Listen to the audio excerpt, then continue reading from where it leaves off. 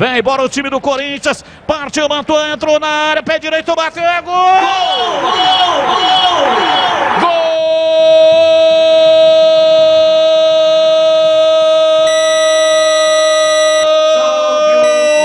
Do Corinthians! O campeão dos campeões. Na marca de 50 minutos, etapa final.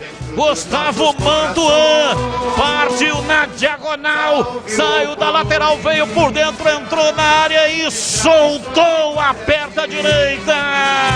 A bola foi morrer do fundo do gol da Macaca, bateu na lateral e foi morrer no fundo do gol da Macaca. É o quinto do Corinthians.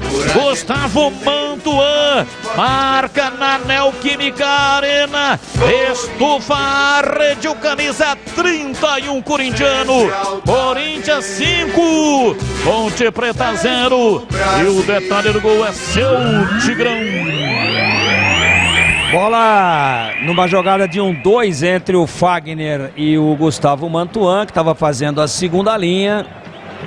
Saiu para cobrir quando a bola foi tocada nas costas do Jean Carlos. Quem que saiu para cobrir, Batista? Fabrício!